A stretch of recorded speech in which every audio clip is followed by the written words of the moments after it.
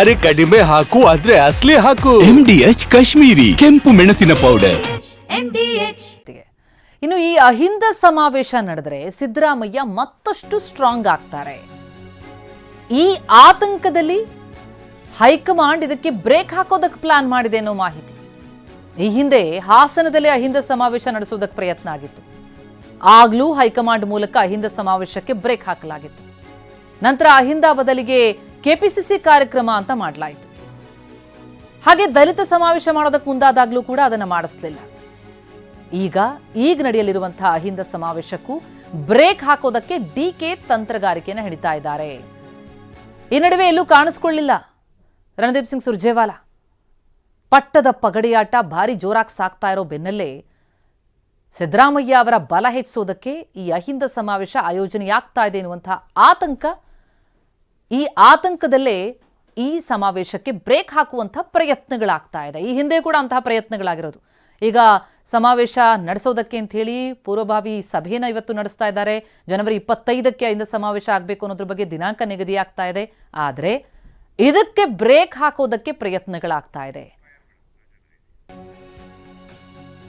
ನಾಯಕತ್ವದ ಬಗ್ಗೆ ಹೈಕಮಾಂಡ್ ಮಧ್ಯಪ್ರವೇಶ ಮಾಡಲ್ಲ ಅನ್ಸುತ್ತೆ ಅಂತ ಈ ಮಧ್ಯೆ ಮಾಜಿ ಸಚಿವ KN ರಾಜಣ್ಣ ತುಮಕೂರಿನಲ್ಲಿ ಹೇಳಿಕೆ ಕೊಟ್ಟಿದ್ದಾರೆ.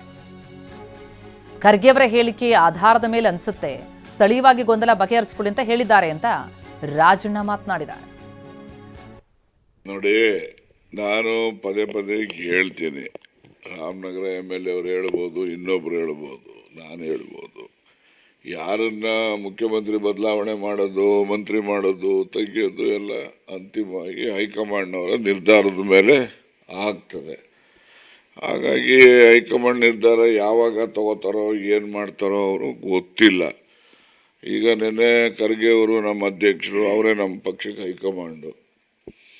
ಅವ್ರು ಹೇಳಿದ್ದಾರೆ, ಇದು ಗೊಂದಲ ನಾವು ಸೃಷ್ಟಿ ಮಾಡಿದ್ದಲ್ಲ, ನೀವೇ ಮಾಡ್ಕೊಂಡಿರೋದು, ನಿಮ್ಮ ಗೊಂದಲ ನೀವು ಬಗೆಹರಿಸ್ಕೊಳ್ಳಿ, ಅದಕ್ಕೆ ಹೈಕಮಾಂಡ್ ಯಾಕೆ ನೀವು ಬೆಟ್ ಮಾಡಿ ತೋರಿಸ್ತೀರಿ ಅಂತ ಹೇಳಿದ್ದಾರೆ. ಅದರಿಂದ ಹೈಕಮಾಂಡ್ನವರು ಇದರಲ್ಲಿ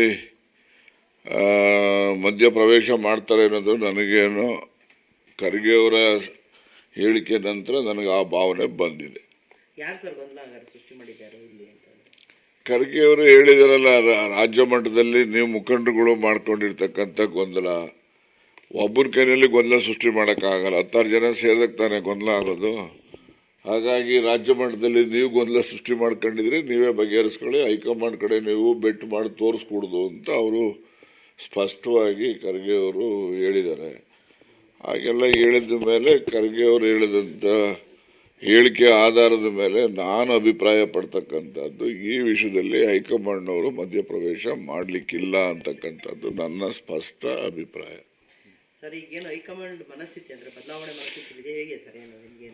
ಹೈಕಮಾಂಡ್ ಅಂದ್ರೆ ಯಾರ್ರಿ? ನಮ್ಮ ACC ಅಧ್ಯಕ್ಷರಲ್ಲೇನ್ರಿ? ಅವ್ರು ಹೇಳಿದ್ರಲ್ಲ, ಅವ್ರ ಮನಸ್ಥಿತಿನ ಅವರೇ ಖುದ್ದಾಗಿ ಹೇಳಿದಾರಲ್ಲ, ಹೈಕಮಾಂಡ್ ಇದು ನಾವೆಲ್ಲ ಸೃಷ್ಟಿ ಮಾಡಿರೋದು ಗೊಂದಲ, ನೀವೇ ಸೃಷ್ಟಿ ಮಾಡ್ಕೊಂಡಿದ್ರಿ, ನೀವೇ ಬಗೆಹರಿಸ್ಕೊಳ್ಳಿ, ನಮ್ಮ ಕಡೆ ಯಾಕೆ ಬೆಟ್ ಮಾಡಿ ತೋರಿಸ್ತೀರಿ ಅಂತ ಹೇಳಿದ್ದಾರೆ. ಹಾಗಿದ್ಮೇಲೆ ಅವರು ಮಧ್ಯಪ್ರವೇಶ ಮಾಡ್ಲಿಕ್ಕಿಲ್ಲ ಅಂತೇಳಿ ನನ್ನ ಭಾವನೆ ಅಷ್ಟೆ. ನೋಡಿ, ಇನ್ನು ಹೈಕಮಾಂಡ್ ಏನ್ ತೀರ್ಮಾನ ಮಾಡುತ್ತೋ ಅದೇ ಅಂತಿಮ ಅಂದ್ರು ಪರಮೇಶ್ವರ್. ಬೆಂಗಳೂರಿನಲ್ಲಿ ಗೃಹ ಸಚಿವ ಪರಮೇಶ್ವರ್ ಹೇಳಿಕೆ ಇದು. ಖರ್ಗೆ, ರಾಹುಲ್, ಸೋನಿಯಾ ತೀರ್ಮಾನವೇ ಅಂತಿಮ, ಗೊಂದಲ ಆಗಬಾರದು ಅಂತ ಖರ್ಗೆ ಹೇಳಿರಬಹುದು ಅಂತ ಖರ್ಗೆ ಹೇಳಿಕೆ ಕುರಿತಂತೆ ರಿಯಾಕ್ಟ್ ಮಾಡಿದ್ದಾರೆ ಪರಮೇಶ್ವರ್. ಬರ್ದಿರೋದು ನಮ್ಗೆ ಯಾರಿಗೂ ತೋರಿಸಿಲ್ಲಲ್ಲ,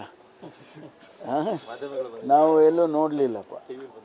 ನಾನು ನೋಡಿಲ್ಲ, ನೋಡಿ ಅದನ್ನು ತಿಳ್ಕೊಂಡು ಆಮೇಲೆ ಹೇಳ್ತೀನಿ. ಯಾಕೆಂದರೆ ಏನು ಬರೆದಿದ್ದಾರೆ ಅಂತ ಗೊತ್ತಿಲ್ಲ ಅಲ್ಲ. ಅವರು ಅಖಿಲ ಭಾರತ ಕಾಂಗ್ರೆಸ್ ಪಕ್ಷದ ಅಧ್ಯಕ್ಷರು ಅಂದರೆ ಅವರೇ ನಮಗೆ ಹೈಕಮಾಂಡು.